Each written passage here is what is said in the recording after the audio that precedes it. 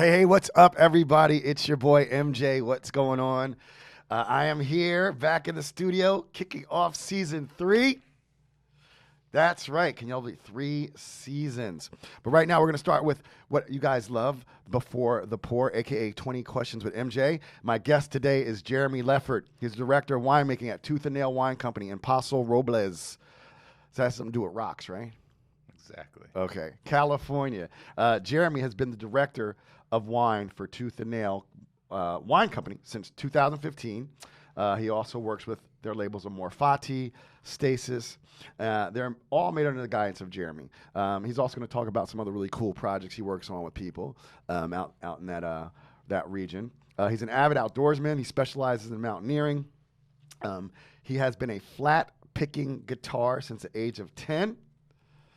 And he currently lives in Templeton, California, with his wife, Melissa, and his 2 dogs, Ernesto and Paco.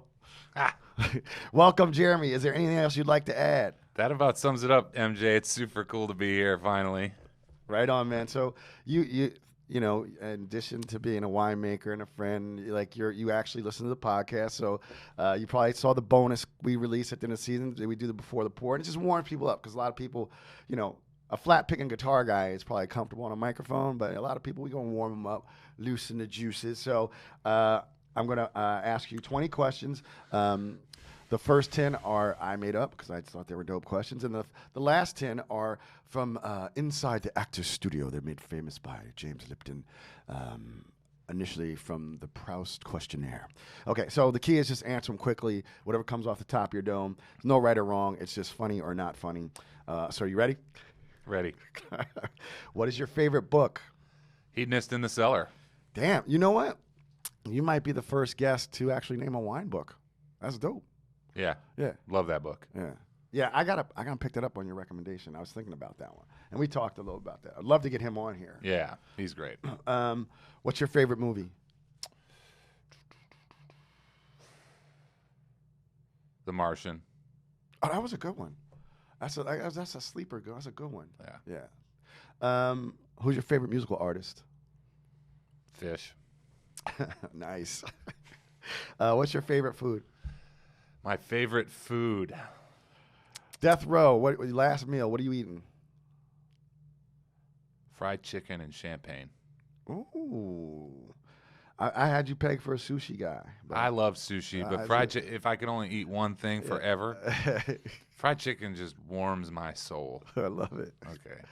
I'm going to have to fry you some chicken next time you come out, man. Yeah. I guess down. Who's your favorite athlete? Kirby Puckett. Nice. Are you from Minnesota? Yeah, he was solid. And, you know, I was a kid, and he was, like, so good with the community, and he was just a warm guy. And lived in the town I lived in, bagged his groceries in my first job. He was just, he used to crush it. Nice. I love that. That's like one of the best favorite athlete stories, actually, like an actual connection. That's so dope. Favorite cartoon as a child or adult? Like you could say Ren and Family Guy. Stimpy or The Simpsons. Yeah. $47 million?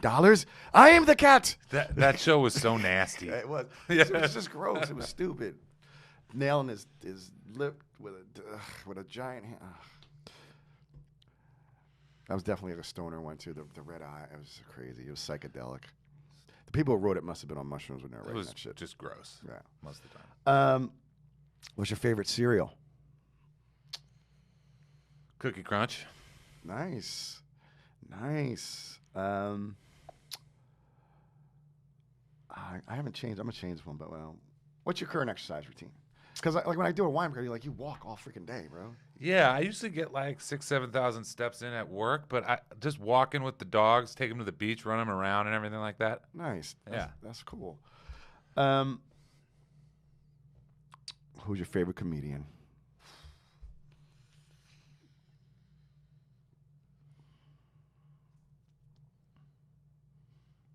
Robin Williams, like stand up back in the day. Nice. Yeah, he was gangster. Yeah, he was gangster.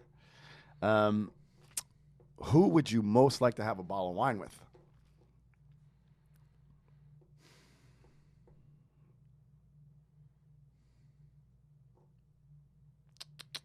Jerry Garcia. Nice. Not Trey. Not Trey Anesthesia. Or have you had a bottle of wine with Trey Anesthesia? No, I haven't. Okay. He doesn't drink. Oh, okay. Well, Jerry does. I'm sure Jerry did. Yeah. Okay, Jeremy, we're going to get it a little serious for just a second as we move into the next 10 questions. Okay. What is your favorite word?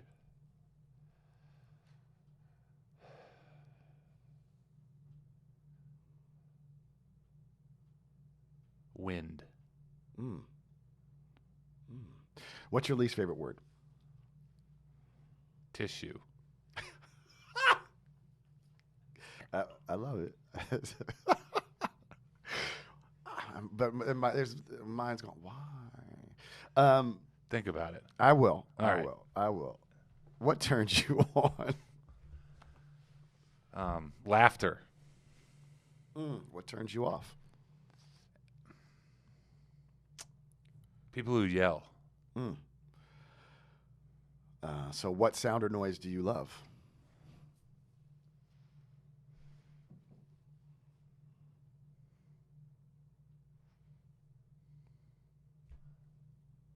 Electric guitar.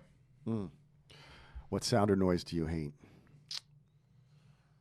You know that sound when you drop a wine glass on a tile floor? Uh-huh. Yeah. Yeah. Well, I know that one too well. What is your favorite curse word? Fuck.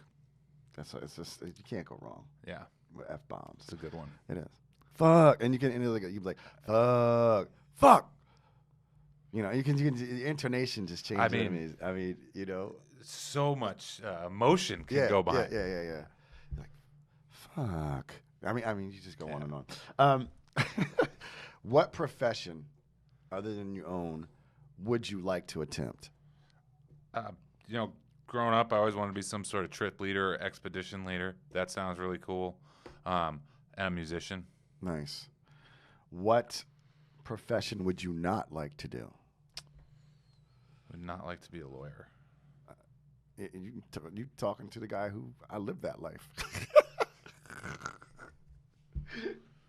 And lastly, if heaven exists, what would you like to hear God say when you arrive at the pearly gates? I'm surprised you made it here. Oh, my God. That was fun. And if you guys want more, Jeremy, and I know you do, make sure you tune into our episode of the Black Wine Guy Experience. Peace.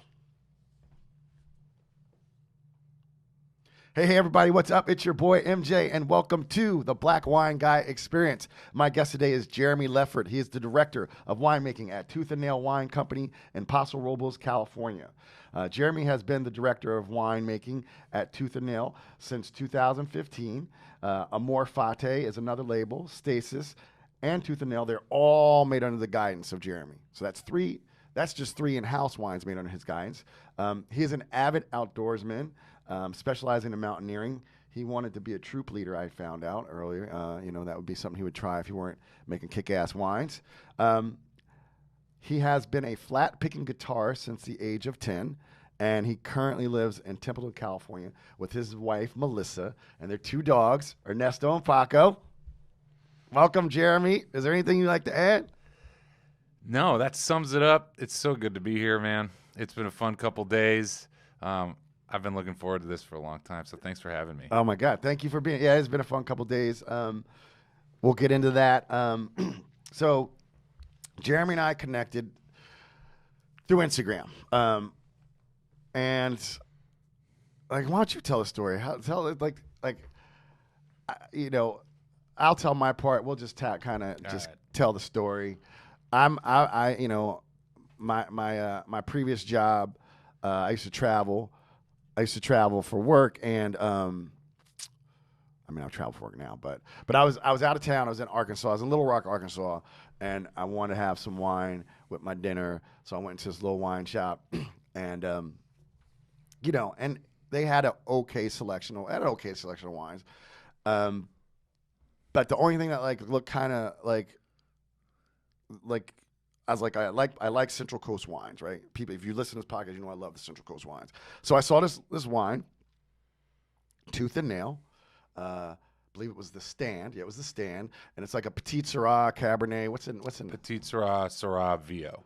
Yeah, okay, yeah. And I was like, oh, I said, and I said, I never had any of their wines, but I was like, especially when you throw that Viognier in there, man, it's like it just gets sexy. It just adds its perfume to a Syrah blend. So anyway, I get it. It's big, black. It's inky. It's delicious. It's balanced. It's got mineral. I mean, it's delicious bottle of wine. So anyway, I do my thing on Instagram. This is way before I was thinking about having a podcast. I did a little review and I tagged a winery, and then he starts following me.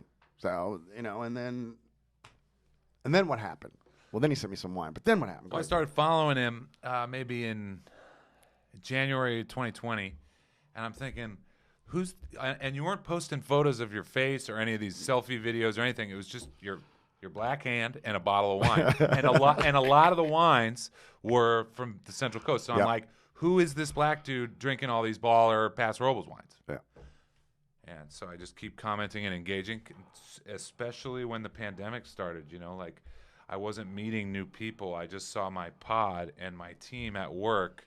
So it was really kind of missing that, unknown human connection, right? Yeah. And then the pandemic starts, and you shifted gears a little bit and started, the videos. And I got to see your face and hear your voice for the first time, and it was really refreshing and organic to me. And beyond that, I turned to my wife, and I'm like, I think I know this dude from somewhere. And she's like, no, you don't. And I was like, no, I think back when we worked at Trader Joe's, he used to come and I'd like goof around with him in the wine aisle. And she's like, it's impossible. And I was hesitant to ask, right? Because I didn't want to be, like that one white dude who thinks he knows all the black dudes, right? I was just like, whatever. That's never happened to me. Yeah. Happened yesterday. Sometimes you get some free drinks out of the deal. Yeah, exactly. So anyway, we go through the summer. I start sending you some wines. You like the wines. We have really good conversation. Then the podcast shows up. Yeah. And it's like 5 a.m. in October or September. And I'm driving to a vineyard to check it for harvest. Make sure this, Pinot's ready. I remember you start talking about Santa Barbara a little bit, and I was like, that's it. He was at Trader Joe's. And so I pulled my car over, and I text him. So it's like 8 a.m. out here. I'm like, yo, were you in Santa Barbara from 04 to 07, and did you shop at Trader Joe's Milpas? I said, every day. And I was like, oh, my God. I was like, I used to work there. And you're like, oh, I get it now. And then you asked me. So he's like, dude, I used to just, used to talk to me about wine. I'd just goof off. I didn't work there, so I wasn't goofing off. He was goofing off. And, but I love talking about wine, right? So he's a younger dude. He just was into wine. I was just talking about wine. So when he said, were you Trader Joe? I said, oh my, I said, yeah. I said, there was this brother, he had dreads. He was like the store manager. He's like, that's AJ. He married Mel and I. We all know each other. We used to, that was like one of the nicest Trader Joe's locations in the world, by the way. That was such a frilly location, the Milpas store. But so, it turns out, you're politicking, so we actually reconnected. We didn't realize we had that whole freaking thing going on. So that's how we connected. So tell us about the wines you brought. I'm pretty pumped. For our day drinking. Yeah. The first wine we're going to get into is from possibly my favorite wine region in the world. This is a Jeunesse 2018 Chopin from Châteauneuf-du-Pape. So this is largely Grenache, and Syrah and Mourvedre make a small appearance here. This is aged mostly in large barrels like Foudre and Demi-Muit and Puncheons. Okay. And then what else we got, man?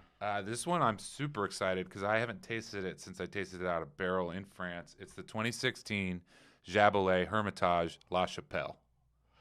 So a couple things just happened here. First of all, I have to go, Chappelle Show. Boom, boom, boom, boom. And secondly, see what he did there? See how he dropped that? He's like, I haven't had this since I tasted it in France in the barrel in 2016. Fucking winemaker life. I was dying to try it.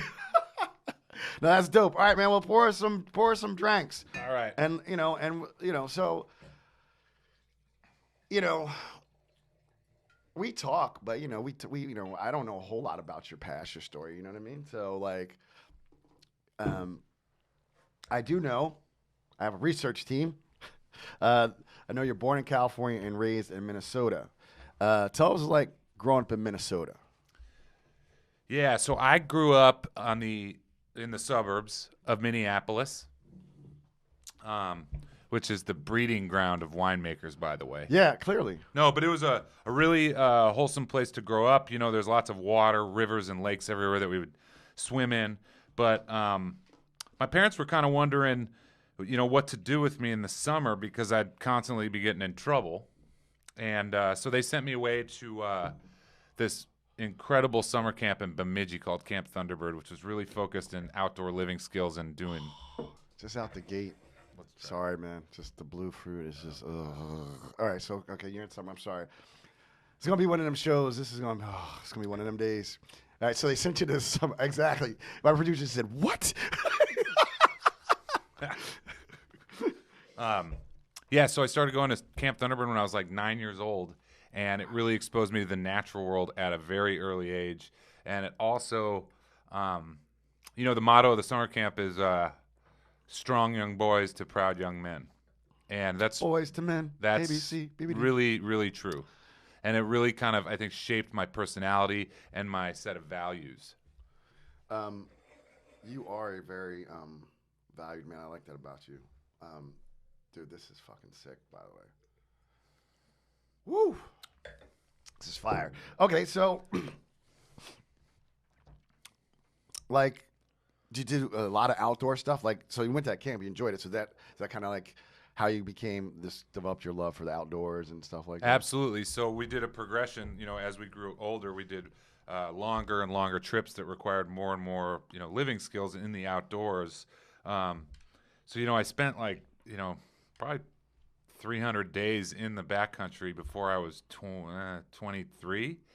And on one of those trips, we were backpacking in New England, you know, the White Mountains in New Hampshire, Acadia National Park, the Green Mountains, the Adirondacks in New York. We did a resupply in Burlington, Vermont, and I just fell in love with that town and decided that's where I wanted to go to college.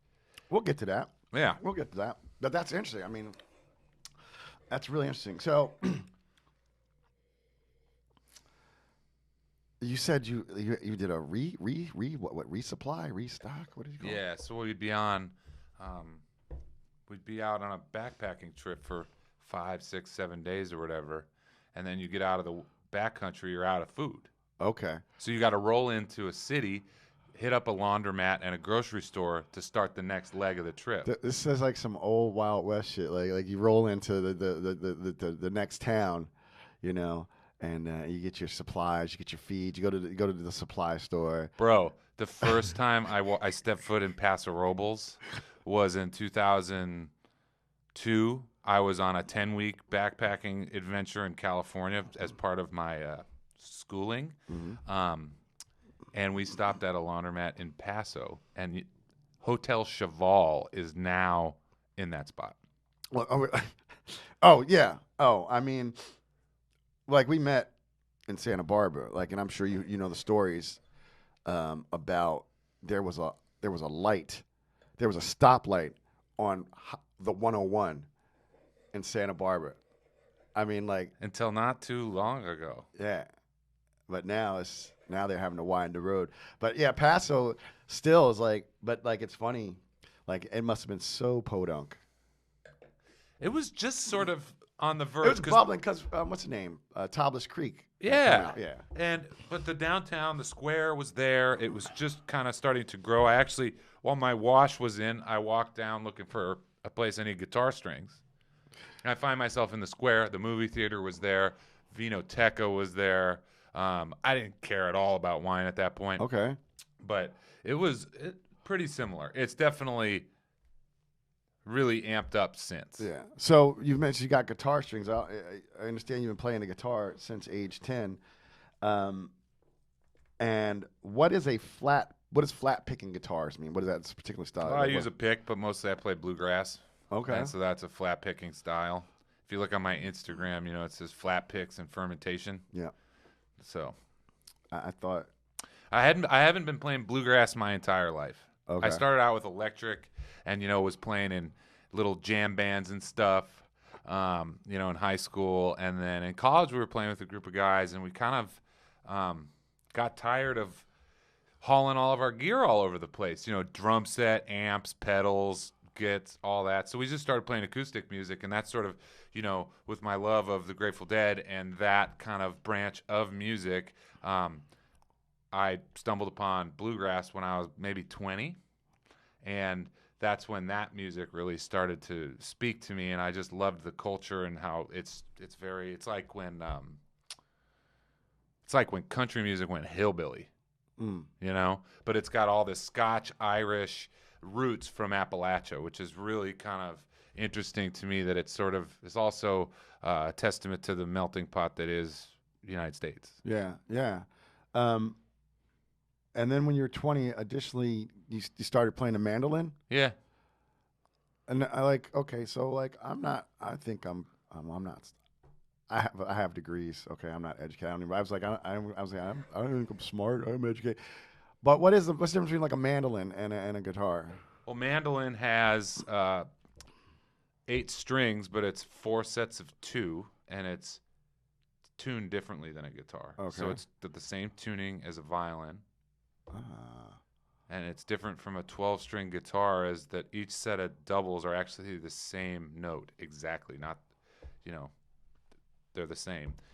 And it has a very small body, so it's a very percussive instrument. And in bluegrass music, you play it, but you don't really strum chords and let it play open. It's more of a chop, which ends up turning the mandolin into the drum of a bluegrass band. See, y'all just I be trying to learn. I be trying to get y'all to learn some stuff. Y'all just learn something. It's just stuck in my head. Listen to the mandolin range, Bruce Hornsby in a range. It's just stuck in my head as soon as I read the notes, mandolin. So you do all this outdoor stuff. Like you said, you're like 10-week trip through California backpacking. Did your experience here growing up in the woods, in the wilderness, did that inspire you?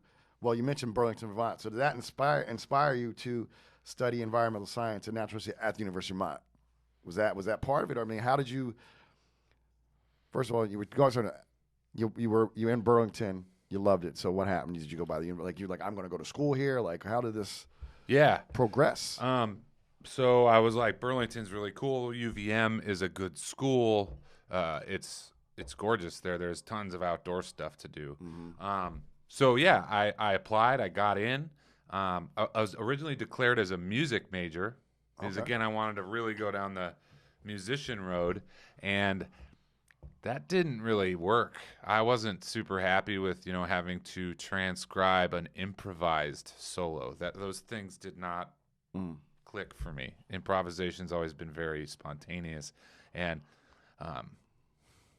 so I switched majors to environmental studies with a focus in natural history, which propelled me back into the natural world. So we were studying a lot of, mountain building events, forestry, ecosystem biology, and was also taking some pretty esoteric classes like, environmental justice and the religion and environment, and was getting really immersed in that, and was also working and doing some internships with some political organizations in Vermont as well.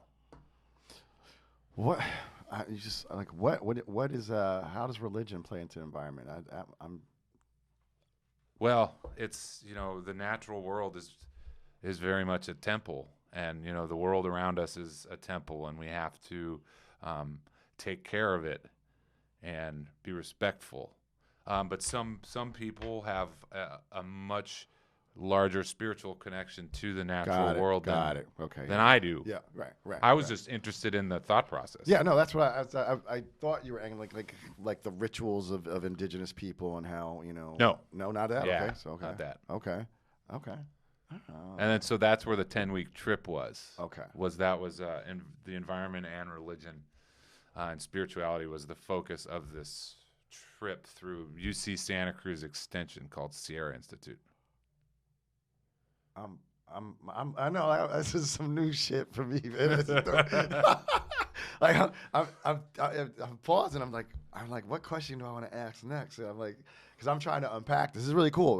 This is like what we do. I want to get to know, you know, we want to get the stories about the people who make wine, the people in this business. So yeah, say more about. So when you say UC Santa Cruz, I'm thinking it's an acid trip. You know, like that's where my mind goes to, like Timothy Leary. But like what? So you're on that trip. What was it? Was it led by a professor? Like what was? Yeah, it was led by the then director of the Sierra Institute, and UC Santa Cruz was like the host campus for that organization. It was all out of the classroom learning.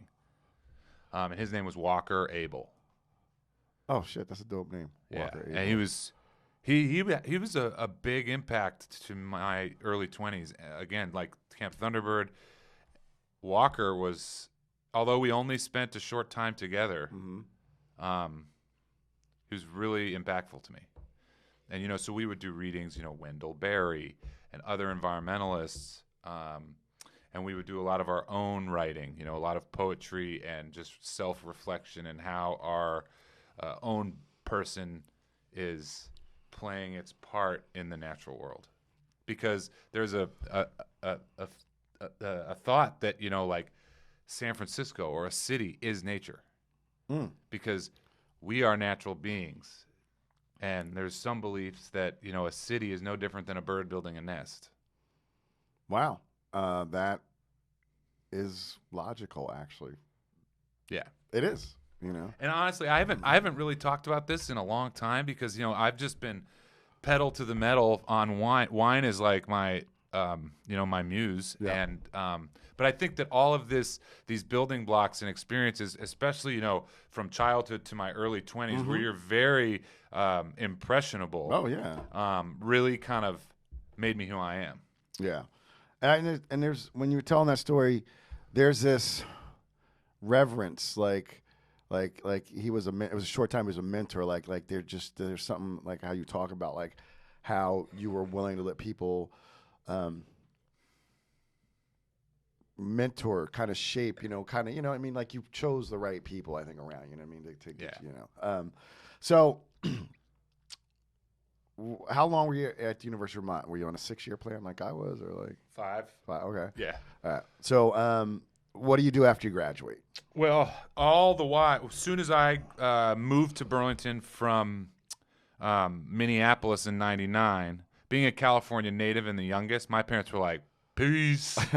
So they actually were able to buy a house in Santa Barbara. Nice. So then while I'm at UVM, they would I would get to come visit for Christmas break. Okay.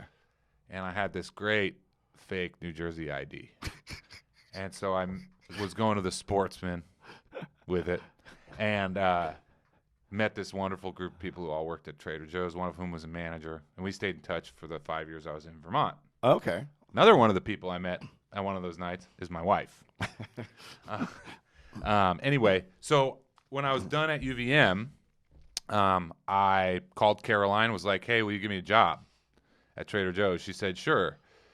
So I moved home, lived with them, started at Trader Joe's a couple of weeks later, and got to learn the ins and outs of retail and how that works, how you order, how you manage a section.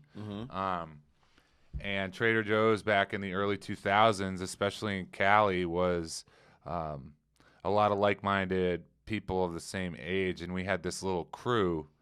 We all worked night shift, 4 to 12, and we would, you know, stay up all night, every night, talking about all kinds of stuff, you know, postulating about life.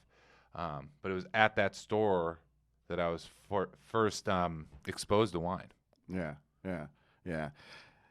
You just had a birthday, so you obviously, you know, you're younger than me.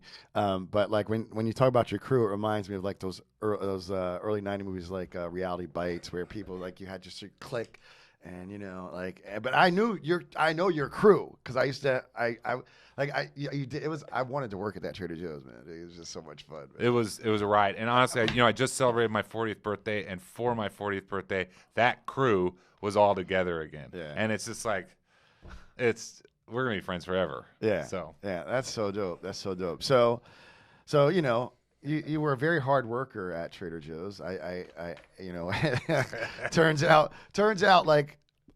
We reconnected during the pandemic, Jeremy and I. And I say reconnected because we didn't know we were connected, but then it turns out, I used to shop in that Trader Joe's all the time, and then he would goof off in the wine aisle and talk to me, and I'd talk about wine, because just what I do. I can't go into a store and not try and sell or help someone with wine. I don't even sell them. I don't get a commission. And that also was a time when $2 Chuck was $2. Was $2, and actually it wasn't. It was still decent wine then. Because there was a market correction with the stock market and everything when it crashed in 2000, or the not internet bubble burst. So a lot of that money. So people who were buying all this baller wine, so people were making wine and just slapping labels on it and selling it for a lot of money, and then people. They had that market was gone, so they just had all this wine. So this company Bronco just bought all the juice and just sold it for $2. So a lot of that early $2 Chuck was tasty for $2. It was actually really tasty stuff. It was what we call declassified wine. So it might have been a wine that might have cost $20 or $30. They couldn't sell it in the market, so it just went to bulk. And what were some of your favorite wines at Trader Joe's? Like oof. Remember Bear's Lair? Yeah, that was okay. Yeah. I think my favorite, really affordable wine, when I first started, was this Black Mountain Cabernet called Fat Cat. It was like $4.99. But that was my first exposure to Tobles Creek. They had Esprit in there. Let's see, what else? There was a couple Spanish wines. It's now called... Garnacha del Fuego. You've seen it, but I know that it had a different label back then. Yeah. And also, let's see, the couple wines from Pope Valley. There was also this Pinot Noir called Hang Time, I think, which was solid. And then, I think my favorite and the introduction to my love affair with Tempranillo was, Marcus de Riscal. Yeah. Something about the gold wire, I know did it for me, man. It seems so classy, right? It just had that gold wire on it. It really did. You said something, and I think it's a trip now. Was so you were buying what was that? What were those cabs? How much did those cabs from Pope Valley cost back then? $10. Exactly. And now Pope Valley is being heralded as the last standing AVA. It's a whole new way, growing, and now people are cranking out $200 cabs out of Pope Valley when it was just $10 wine back in the day. Yeah, and I was making $10 an hour back then, and so we were struggling a little bit in Santa Barbara, but I was spending most of my spare money on wine. And a lot of wine professionals that I've come to know and talk to over the years, we all kept these journals early on. I would buy these affordable wines and then write these detailed notes on them. I still have these journals. Oh, that's nice. And it's just, it's cute and everything, but it's funny, to look back and read it. Yeah.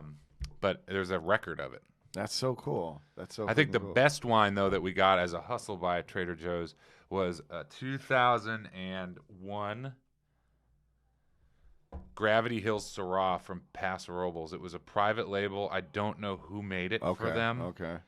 But Gravity Hills, we may need to do some fact check on this, but I think it's now called G2. Okay. Yeah, well, you know what?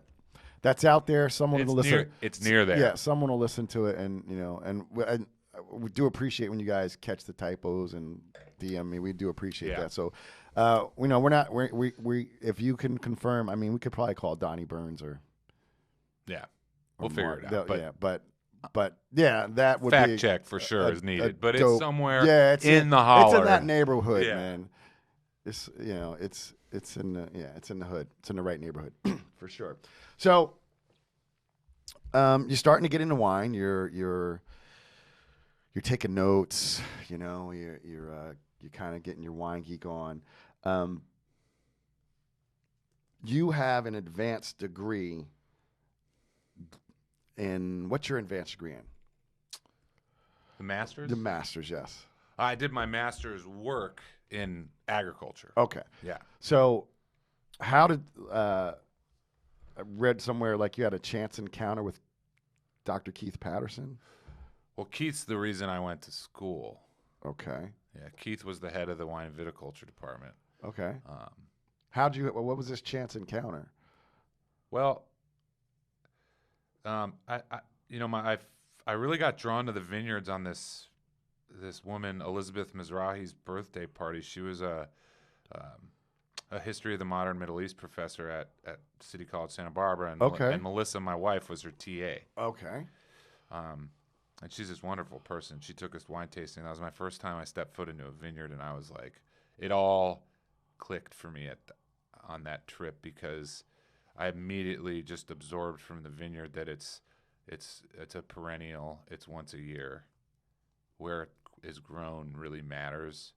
And then you bottle this, and it's just evidence of that year, which was really romantic and almost spiritual to me. And so I started spending my savings on viticulture textbooks on Amazon. And my mom was watching all this go down. Okay. So she had, put together a little folder saying, "Why don't you go back to school for this?" Well, she put together a folder. Yeah.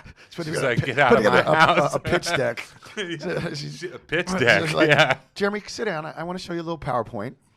Yeah. So they were Jeremy growing up. Yeah. And his little scout badge. The Jeremy graduated college. She's like, and now we're here, and you're 25. You gotta go. Yeah. So I found out that Keith Patterson was up there. So why is he famed? Why, because a lot of people who came out of Cal Poly in those early days, he was brilliant. Okay. He, was one of those like grapevine whisperer types, and I was like a sponge. And anyway, I drove up here to like interview with him, and he saw the grit that I had, and he's like, "All right, come on in." And yeah, I had to take a lot of undergraduate courses though, because I did not have an agriculture background. Okay. So I did. So I turned what could have been an 18-month program and did it in like 2.5 years, but then was only full-time for about a year. And that's when Melissa and I moved to San Luis Obispo. And Keith Patterson was just, you'll talk to a lot of people that were products of that era. And Keith is a very, very respected guy on the Central Coast. Okay. Crop science. What's the difference in like that and like someone say who goes to Davis? Like what do they teach at Davis? Like they teach winemaking. I'm sure they might have a crop, but they also teach just winemaking at like the Davis or something. Yeah, they have viticulture and enology. I'm not sure if they're different departments or different majors or whatever, but yeah, they have more of a school for it. Whereas at Cal Poly, there's the School of Agriculture and Fruit Science, or cafes, and viticulture is one of the majors in that. However, at the time, they didn't offer a master's degree in wine and viticulture. Okay. And I wasn't at that point. I didn't want anything to do with winemaking. I wanted to be a farmer. Okay. And a vineyard manager. Okay. You know what? Let's just pause here for a second. We need to take a quick break. But when we come back, I want to talk about, difference between a farmer and a winemaker. So hang on a second. We'll be right back, guys. Okay, we're back with Jeremy Leffert. So we left off. You said, I didn't want to be a winemaker. I want to be a farmer. I have, talked to other people who are winemakers, and they say, dude, I'm a farmer. So like, how are you making? And this is what we do. How are you, in your mind, what's the distinction? They're very interconnected, and I think now it's philosophically, for me, it's about wine growing, which starts in the vineyard, obviously. Okay. And, we have a 13-acre estate property at the castle in Willow Creek, west, 46 West, first castle on the right.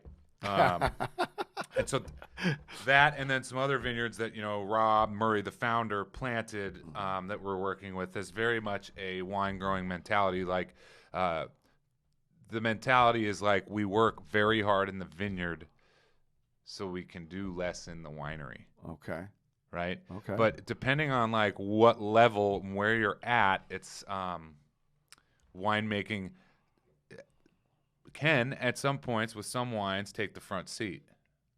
Where others, where it's like an expression of terroir and the place, that's the totally. vineyard. Yeah. And we just try to sort of stay away and stay out of the way and just treat the wines with such care that vineyard voice can be heard. Right. Got it.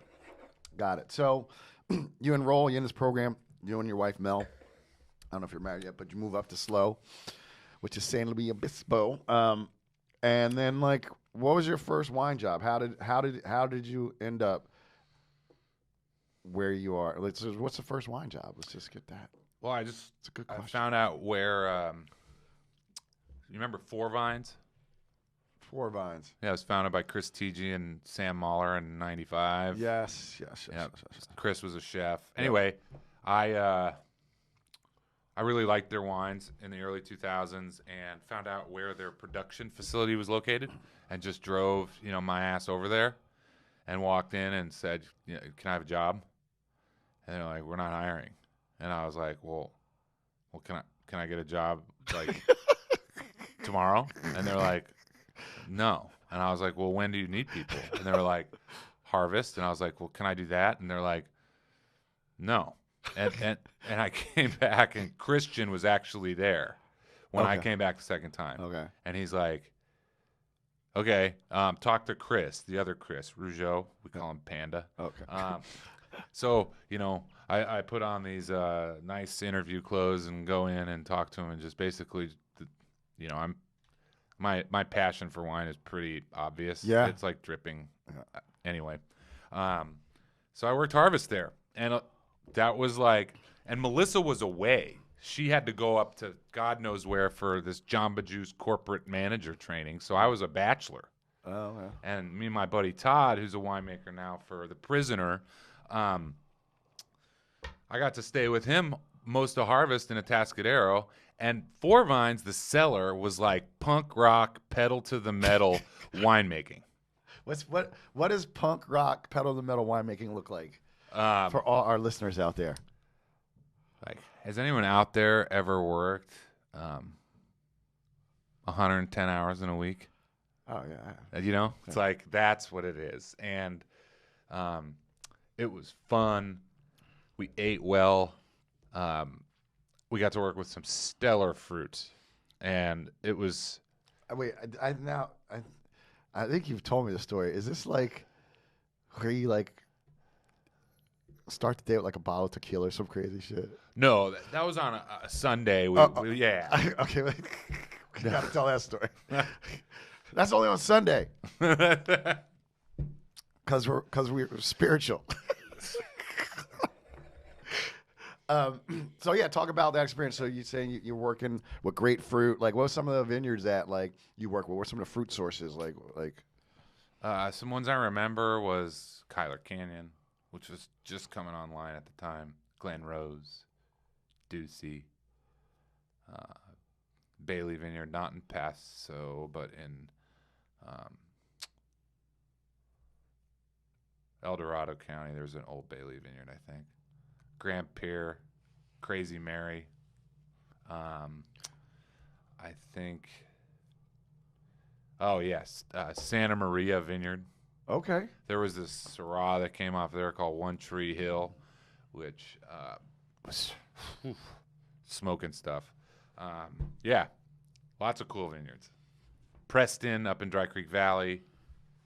Preston and Paso. I don't know what it's called now. A lot of these vineyards have changed hands since then, so they're named different. Yeah, that makes sense. So, like, were you guys making wine for? Like, was it a crush facility? I'm just trying. Yeah. Okay. So it was at the time, Four Vines had 2 drivers: Old Vine Cuvée Zinfandel and Naked Chardonnay. Okay. That most of that was made off site. So we were making all the high end stuff. So the Freaks, which was Anarchy, Heretic, all those were on site, and then all of like the 6 single vineyard Zins. Okay. Was all made on site, and Chris Tg is the winemaker. Chris Rougeau is the assistant winemaker, and I've always had like a almost photographic memory, and you couple that with this grit that I had from an early age. It's like, and wine was so perfect for me. I was just voracious and was able to learn fast, and it was just super fun. I didn't care that I was working 7 a.m. to 3:30 a.m. It was just, I was like, I didn't care that they were even paying me. Yeah. It was just fun. Yeah, shit. And I'd break stuff and make mistakes, and but that's how you learn. Listen, you don't learn your lesson by reading a book. Anything you've actually learned in life, you learned by doing. Like it's so great how we're built as human beings, because babies fall down and they get back up. Yep. Till they learn how to walk, and and you got to tie your shoe. You have to do it. Your mom didn't say, "Here's a book on how to tie your shoe. Read it, and you better be able to tie your shoes." There's gonna be a test later. Go tie your shoe, right? Yeah. So like you sound like you just went full bore into the business. So then, where did you go from there? What happened next? So they rented the building from a man by the name of Jimmy Saunders, who was a grape grower. And Jimmy was having some issues with his vineyard, and he was the landlord, so I was always very respectful to him. And we had a really good dialogue about some of these problems. And after the internship or whatever ended at Four Vines, I was out to a sushi restaurant with Melissa and some friends, and ran into Jimmy, and he asked me, "What am I doing?" Okay. And I said, "Looking for a job." He said, "Well, just come work for me and run the vineyard." So I was really thankful that I was very in the right place at the right time. And soon after that, I pull up to work, and Jimmy's got the Hearst Ranch Winery on the sign on the barn. And he was working on a deal with Steve Hearst. And I'm like, "What are we doing, Jim?" And he says, "We're building a winery." And I was like, "Okay." And he's like, "You want to make the wines?" And I was like, "Yeah." And yeah, I was there for 6 years. We had a consultant for the first 3 years who really held my hand through a few vintages, and that's where I learned the technical. Okay. And this guy was a wild man, but I learned a lot. Again, because you tell me something, I remember it, and then I'll figure out the mechanics later. Mm-hmm. And so we grew Hearst Ranch Winery for the 6 years, and I really cut my teeth there and learned. I didn't have a ton of resources or a big staff, so I really learned efficiencies and how to manage a facility efficiently. Mm-hmm. And I kind of got bored. Mm-hmm. And then I took a job running a custom crush house in San Luis Obispo. So what's it like the Hearst? They're like some of the richest people in the world. What's it like to work for a family like that, man? Oh, they're wonderful. Did you have a lot of interaction with them? Steve? Yeah. So Steve was the great-grandson of William Randolph Hearst. Okay. And, they're based here in New York. Okay. But Steve, he lives in the Bay Area. He runs the real estate side for Hearst Corporation, or he did at the time. And he would come down for holidays and stuff on the San Simeon property, and we would go, Steve would say, "Let's play," and we would drive around the ranch and have a good time. He would come to our wine club events and stuff, and I'd sing songs for everybody. Yeah.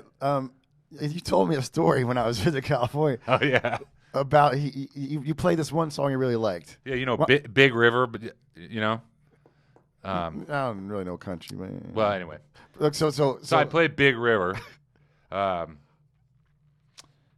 he loved Big River, and I'd finish the song and I'd end with some little, G run or whatever. Yeah, exactly. Right. And then Steve would look at me and he'd say, "Play it again."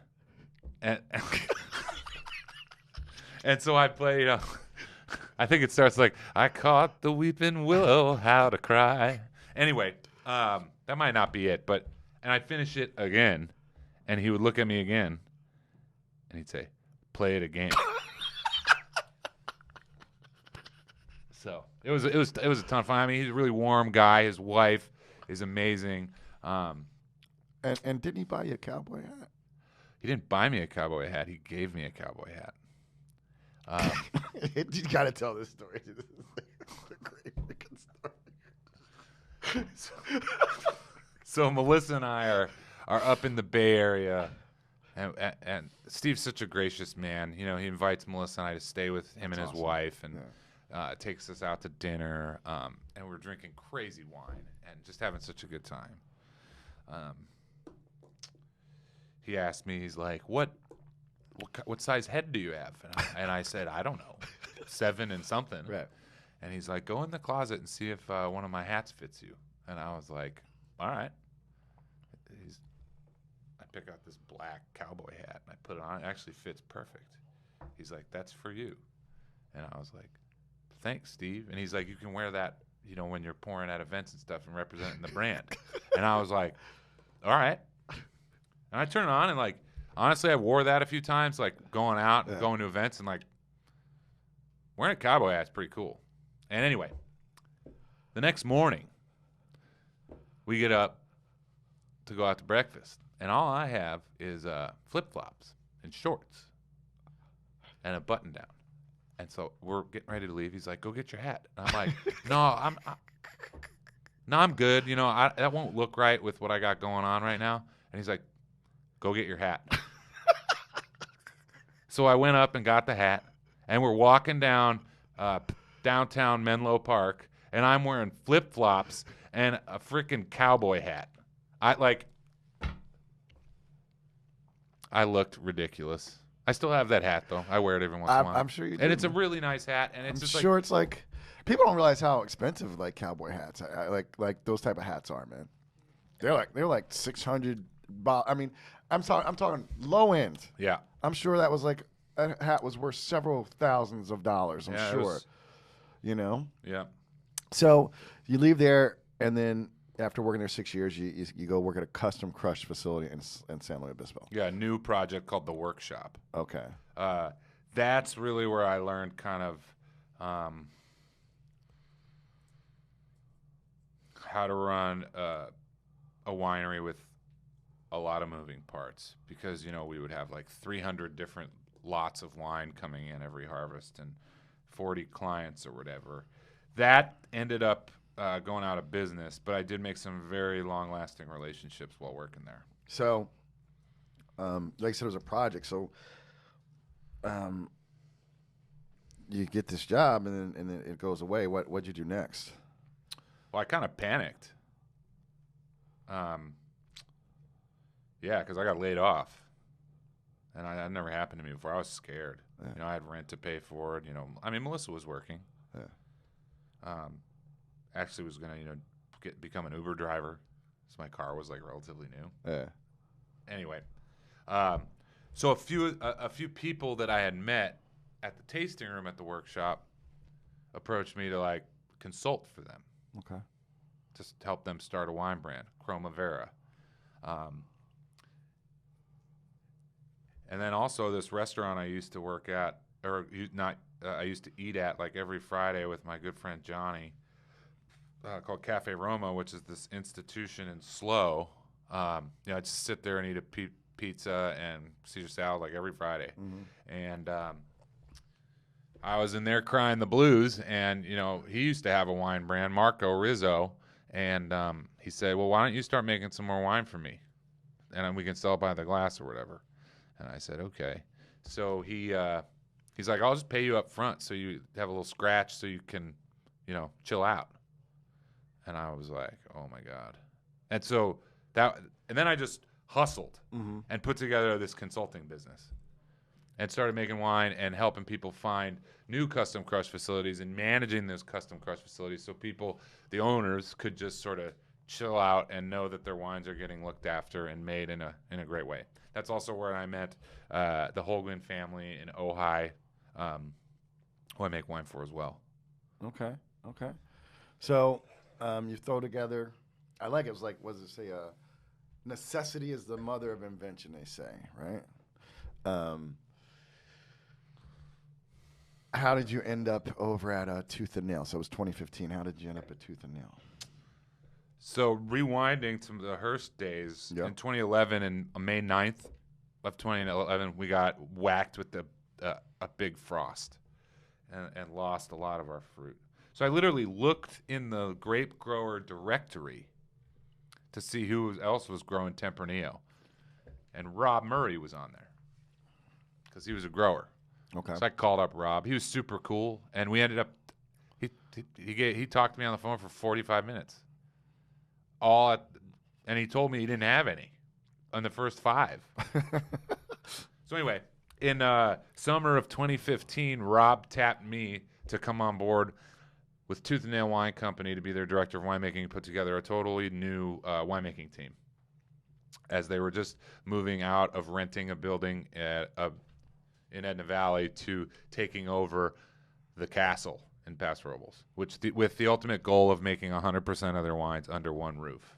Okay. So I said, yeah, I'd love to. I already knew Rob. It was a known entity. I felt like the brand had a lot of potential. And I loved that, like, the grit that a lot of the people who worked there had. That's something you'll see and you'll meet when you meet more of our team. Mm-hmm. Grit is something that's really important to us there. Mm-hmm. Mm-hmm. So let's talk about what it's like. You know, I mean, how long had you been how long had you been out of school, and now you're a director of winemaking? I finished my courses, I think, in 2010. Okay. I had 10 or 11 while I was working at Hearst. I was still, like, taking classes.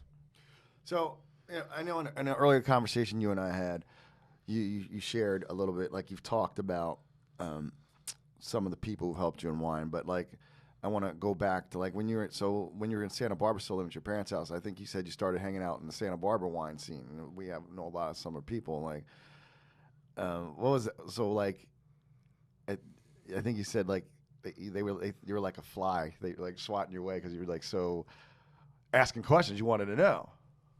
Yeah. Like, again, Sportsman was our hangout. Sportsman I haven't been in. It was like it's iconic dive bar in Santa Barbara, California. Yeah, so I was like 22, 23 years old, and I go to Sportsman. There's like 3 guys who are always in there playing pool. I like to play pool. And one of whom was a chef. The other one was a waiter and ran the wine program at a restaurant. The other one has worked in a lot of wine shops in Santa Barbara. That was the discovery we made today. Dennis, yeah. Yeah. Anyway, so I was always like that annoying kid with the twinkle in his eye trying to, like, you know, this guy just got out of the shop selling wine all day and he just wants to have a drink. And then I sit next to him and I'm like, so, you know, what are the major grape varieties in, you know, wherever? And he's like, oh, you again? And, yeah.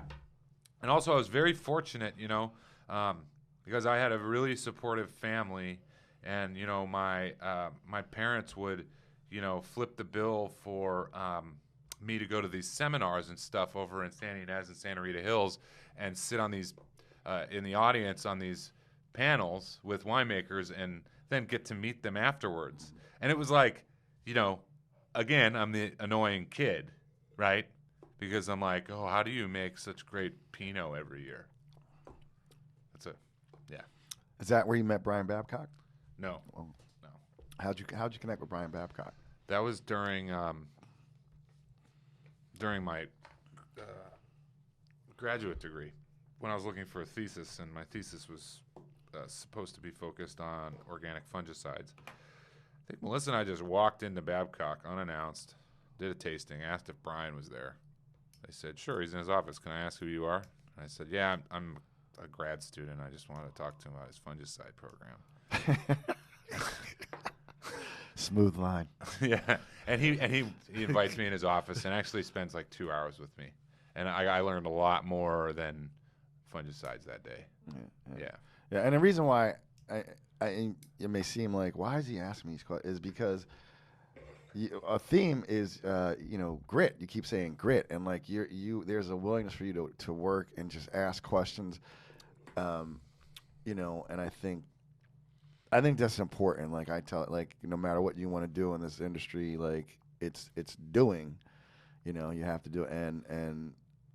But I love the story about the generosity people have with you. You know what I mean? Like people, if you don't know who Brian Babcock is, he's one of the most underrated winemakers in California.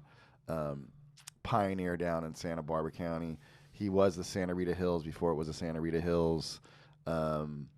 And there's just, you got these stories where like with Rob, who you work for now, like, you called to buy some grapes and you still talk for 45 minutes, right? Babcock, you smoothed it out with the fungicide line and you're there for 2 hours and he's allowing you to pick your brain, pick his brain. So I think that's really cool, man. So you take over, you're putting together a team at Tooth and Nail. What was that like? How'd that go? How's that going? Like, let's talk about 2016. You start in 2015. What you were putting together a wine team? What did that entail? It took a lot of trial and error and like finding the right people who were like the cultural fit and had the grit like we all do and we all want in the culture there. Which is persistence and passion driven. And it has been a progression. All of our leadership skills have been evolving.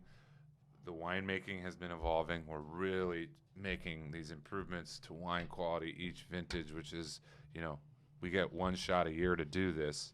But really growing a team has been amazing for me and, honing my leadership skills and, growing people and putting something special together because something happens in a happy cellar. You take killer grapes that you've been working with and checking on all year, and the farming is done right, and you bring them into a really clean, healthy cellar, but culturally it's healthy and clean. Something happens.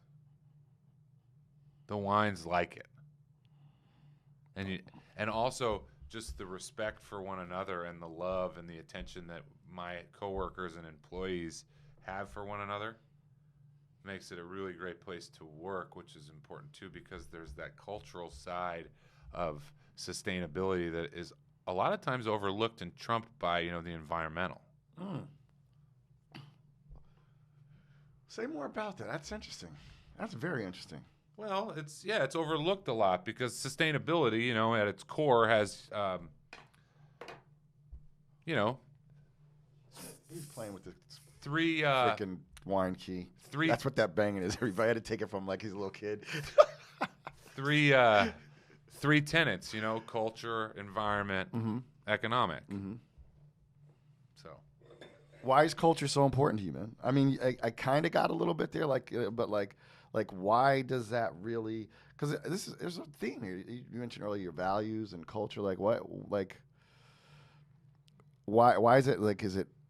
And you might have said it earlier, but is it something how you was raised? Is that like? I mean, people talk good Midwestern values. I mean, what do you kind of like attribute that to? Because I think you're spot on. By the way, I mean leadership. Ralph Nader said the true purpose of leadership is to develop other leaders, or something like that. A leader's supposed to develop other leaders. I think it's because I've some of those individuals who I've mentioned throughout my life, Walker, Mo, other people, my guitar teacher, who I really looked up to throughout my life, they were good leaders. They had values. They had follow through. That's important to me. I've also had bad leaders. That's not fun. No, and we teach our people the why and the how. The why is the most important, and it's like I really believe, and it's sad because I just think that, especially in the wine industry, maybe not especially in the wine industry. I just think, and a lot of what I've witnessed, there's too much focus on the me, and especially as being a winemaker, a white male winemaker, I'm trying not to make it like the Jeremy Leffert show. If rising tides raises all boats. And I want to keep my people happy and growing their skills, because if they're not, they're spinning their wheels, And when we make a great wine, we made a great wine. Yeah, culture is huge for me. Would you say your approach to winemaking is pretty much culture driven? Yeah.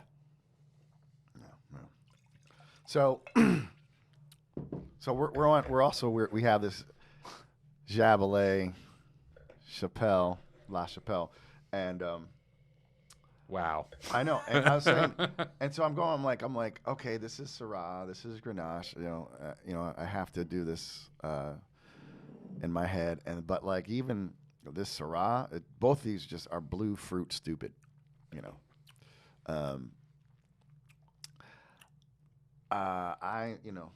This is really good, but I'm such a Grenache head. I mean, this Jeunesse is killing it, but this is very, very. These are both fucking killer. Yeah,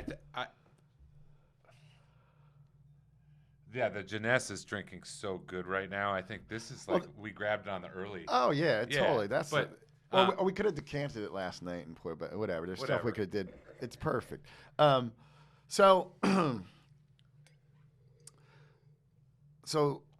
talk about the all the labels on one, or you have under one. You have Amor Fati, Stasis and Tooth Nail. Good call. So our newest project under the Tooth and Nail Wine Company, so Tooth and Nail under the Tooth and Nail brand, is called The Squad. Okay. Everyone can check them out at toothandnailwine.com. The Squad is a Cabernet Sauv Blanc, a red blend, and soon to be a Tempranillo. And this is super exciting because up until December of 2020, we were called Rabble Wine Company, and we sold the Rabble brand to another large wine company in December and started from scratch again. And what's important here, everybody, is that I came on 6 years ago. The Rabble wines and the Tooth and Nail wines all existed, and stylistically, I had to just carry that like stylistic torch. Okay. We just hit the reset button, and Rob Murray got to drive the creative process of the artwork. He's big into art, and we used this new designer in San Luis Obispo named Hal Etheridge. And I got to drive the creative of what the wine style was going to be in the bottle. And that was the first time working there where Rob and I got to collaborate at such an intimate level, and it was super fun. And we're trying to be inclusive without like having to say that. And so what we did, to me, that's kind of like key to real inclusivity. If you're it's a good point. Like I love what you said. We want to be inclusive without saying we're being inclusive, because then antennas go up, and then like I like that. Wow. It's not like, of course it's our goal, but it's also kind of become sort of a buzzword. That's what I'm days. saying. Right. So I think it starts with the culture within the company and how we raise our people up and promote them, and then also this artwork. They're the alter egos of our wine club members. Yeah, no, I got a sneak peek at those when I was out there, and the label. I mean, they're out now. They're out. But I mean, and there's going to be people who, okay. It is the wine business. You have to make money if you want to grow leaders and have sustainable vineyards. So they're looking to tap into a different demographic, a little younger demographic, because those kids like hard seltzer and shit. We didn't fall for the Zima. We didn't Emperor has new clothes, by the way. Yeah, exactly. That's all that is. That's fucking Zima, dude. I know. You mentioned, so in addition, like just really the artwork is kind of like almost like graffiti. It's just got a, because I'm 53 and I'm a hip hop head, it has a nice feel to it. You know what I mean? Like, it's good looking style. The wines are great. I do want to find out what's in the red blend. You didn't send me the red blend or the Sauv Blanc. I was a little I was a little bummed, but I didn't. no, you sent me 2 of the cabs. You sent me 2. Anyway, we'll figure it out. It's all good. That's It's all good. it's done. I know. Talk about. So I love you guys collaborated. What is the vision? Like, so what are you trying to deliver in that price point? So they're like in the 20, 25 range. 20. What are you trying to deliver to the market? I want like really good concentration, explosive fruit, really nice volume, weight, and mouthfeel, and I want this to really like inspire people who are both like have a ton of mileage with their wine and people just getting into it. But really, the price, these are like hardworking wines for regular people. And what I love about that is because I'm kind of a regular guy, and I really love that wine brings people together in sickness and in health and celebration and sadness. Mm-hmm. It's just part of our lives. It elevates our lives. And at that $20 price point, like my bandwidth as a winemaker is enormous. I can cast a wide net and make a bunch of people's lives better. I love that. Do I love drinking fancy wine like we're drinking today? Yes, because I learned something. There's a story behind it. I know something. I can communicate that to someone else I'm sharing it with. But if I make those I can only cast a small net. Mm-hmm. Because, let's be honest, what % of the wine-drinking population is spending 60 bones on a bottle of Grenache? Shit. It's probably like, it's small. It's like 2-3%. It's small. It's super small, man. And on the other side of the coin, what percentage of that group is spending $20 on a bottle of Cabernet? Right. A lot. And I think we had this discussion when I was out there with you and Rob, and like for a lot of people, $20. Listen, if you like wine, if you're getting into wine, you're young, say you're a kid, you're 25, it's your first job, maybe it's like $35,000 a year, a $20 bottle of wine, that's a freaking treat, And I think you said you're trying to just deliver just this experience that will help people to develop a love for wine. Is that safe to say? Yeah, and let's be honest, $20 is a stretch for a lot of people, and $20 on someone who's getting into wine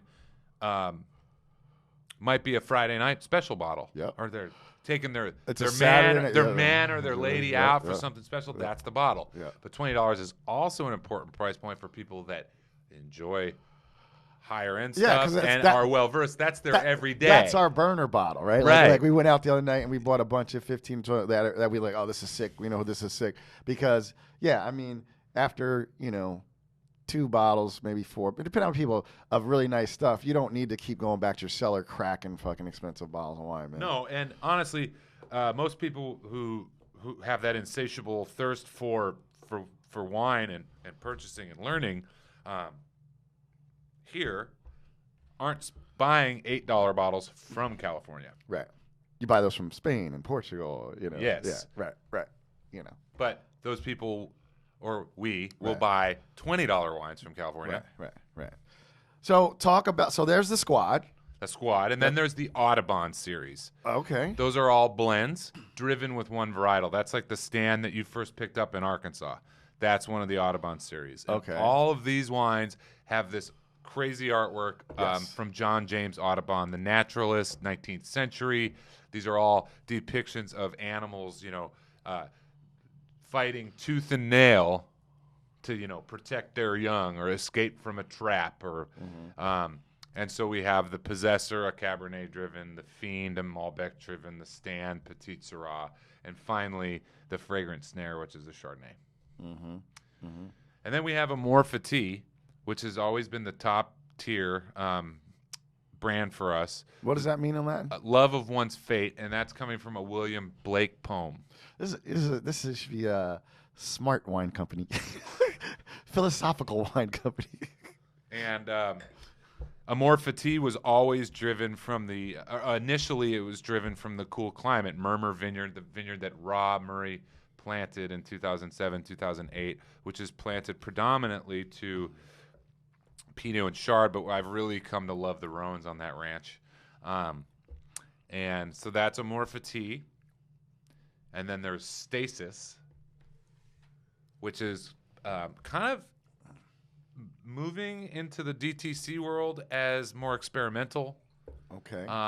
More obscurities, things like that. Just have fun. Because we're really trying to grow our e-commerce and build out a new platform for that, which is exciting. And I can't go into too much of that today. Yeah, that's fine. But we need to have, because a lot of people who love wine don't want to just drink Cabernet all the time. Yeah, you know me. And then lastly, we have a new brand we're bringing back that we've always had called Destinata. Okay. And that's most likely only going to be available in select markets initially because the case production's tiny and it's only for on-premise, so wine bars and restaurants and DTC. But these are all wines for today, so they're very low intervention, like barely any use of SO2, native yeast. We came out with a Syrah from White Hawk in Los Alamos, a Chenin Blanc. Did I taste that when did I taste all those when I was out there in the barrel? Maybe. No. Why you holding out, B? Damn, B. Yo, B, why you gotta make me feel in fear if I'm for the microphone? Just turn around and ask. What'd you say? The Martian. I was hoping you were gonna say fucking. I can't remember. Come on, help me out here. Throw me a bone. Half baked. Oh yeah. I mean, I love that movie. No, I know. That's why I was like, why you gotta make me feel in fear, B? Just turn around and ask. So, out of all these incredible projects, what's the most exciting to you right now? Because you were jazzed with I mean your love of wine, it's infectious. But what's most compelling for you? What's really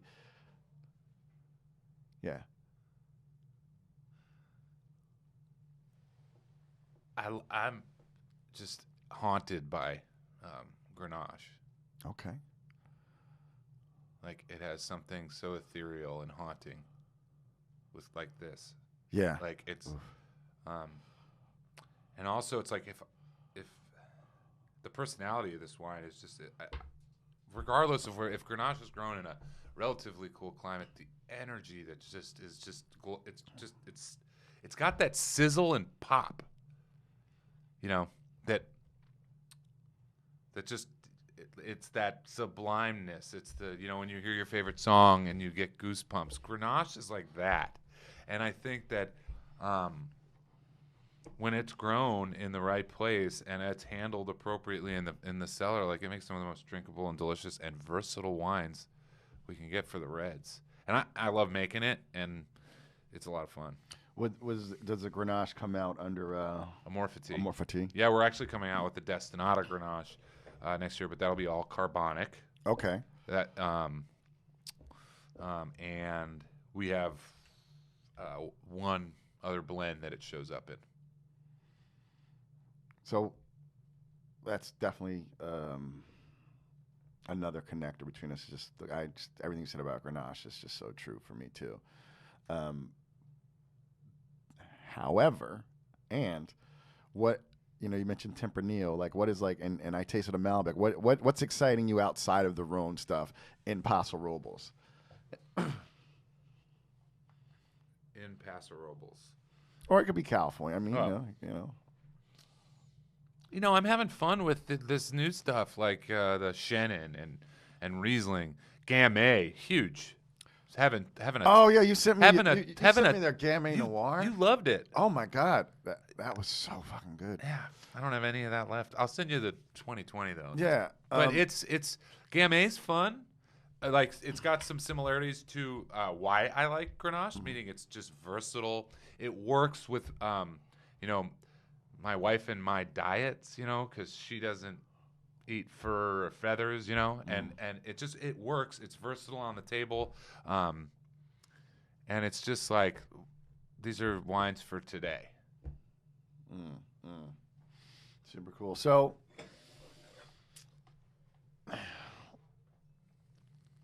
what's next for Jeremy Leffert?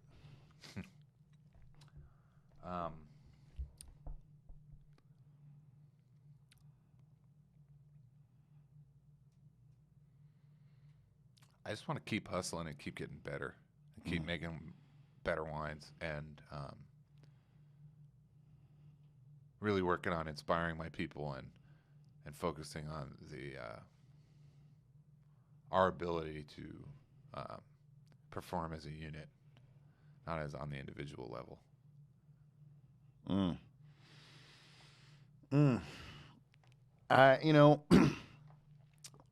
I just think you have this love for wine and this respect and reverence, not just for the wine and the vine, for what it can do for people. I say all the time, we if we could sit down with people and have a bottle of wine and a meal, and look for what we have in common, I think we could, be a little bit better to each other. I kind of get that from you. I love what you're up to. And, I'm thinking of show titles now. It's like growing vines, growing people. But, this is like very heart driven, what the projects you are, and it's called a project. I think everyone's life's a project. It's very heart driven, very heart centered. Yeah, I've never, and my love and respect for wine is getting just bigger, which is weird. I thought it would eventually just sort of wane, and then I would or plateau, or then I would lose interest and go do something else. But it's weird. This is different. It's like the longer I do this, the more I love it. And there's really only a couple things I've ever encountered in my life that have this place in my heart and in my mind. Like this is who I am. And it's. What were we talking about last night? It's like, it's warm today. Yeah. But it's like, well, what are we going to talk about? Right. We don't want to talk about politics. Nope. We don't want to talk about religion. No.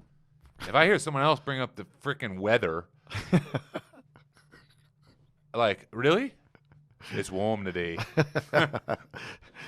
It's warm yesterday. Yeah, exactly. Well, shit, Jeremy, my friend, thank you for coming into the studio, sitting down and laying down some tracks with me, man. Thank you for having me. This was fun. Tell everybody where they can find you and be a part of all the exciting projects you do. Yeah, so you can find me on Instagram, Jeremy, Jeremy, Leffert, Leff, like in Frank, ERT, and Tooth and Nail Wine on Instagram as well. So yeah, reach out. I'd love to interact with everybody out there. Thanks, MJ. My pleasure. So, everybody, until the next time, it's your boy MJ. Cheers to the Mavericks. You definitely qualify that. Philosopher, definitely that. A deep thinker, and I know you're a motherfucking wine drinker. Everybody, cheers. Peace.